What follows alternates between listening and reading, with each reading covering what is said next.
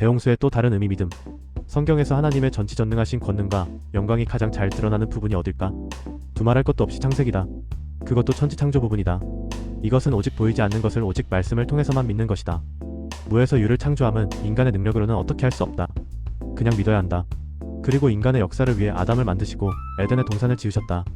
이 부분은 인간의 지적 능력으로 이해할 수 있다. 그리고 우리는 그것을 확인할 수 있다. 천지창조의 유물들을, 하나님의 권능을 직접 눈으로 볼 수 있다.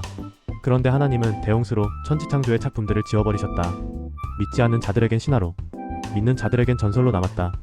세월이 흘러가매 이 전설도 점점 신화로 바뀌어가고 결국은 히브리어로 주신 성경만이 남게 되었다. 왜 하나님께서는 그 흔적들을 지워버리셨을까? 나는 그 이유를 믿음이란 무엇인가? 라는 질문에서 찾는다. 믿음이란 무엇인가? 로마서 그러므로 믿음은 들음에서 나오며 들음은 하나님의 말씀에 의해서니라.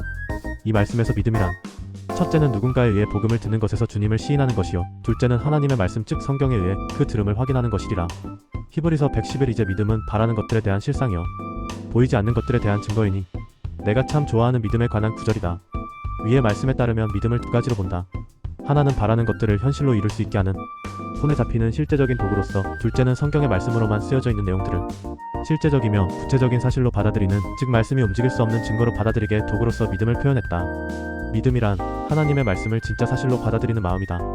조금 더 풀면 위에서 말하는 것을 정리해보면 육신의 눈에 보이는 구체적인 것을 믿는 게 아니라 보이지 않는 볼 수 없는 것을 믿는 것 그것이 믿음이다. 하나님은 바로 이 믿음을 원하시는 것이다. 육으로 보이는 것은 아무나 믿을 수 있으니 정녕 영으로 보이는 것을 믿어라 하시는 것이다.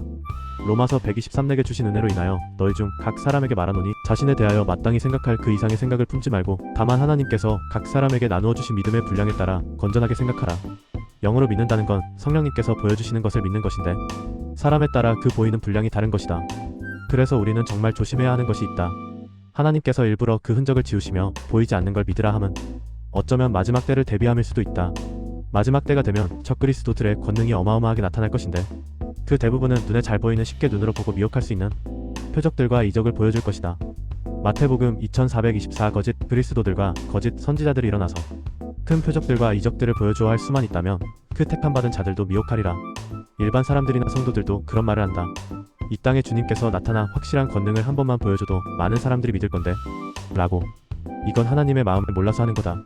기독교는 누구에게나 개방되어 있지만 아무나 들어올 수 있는 넓은 문이 아니다. 정녕 보이지 않는 걸 믿는 믿음이 있는 사람만이 그 좁은 문을 통과하여 좁은 길을 걸어 주님 품에 들어갈 수 있는 것이다.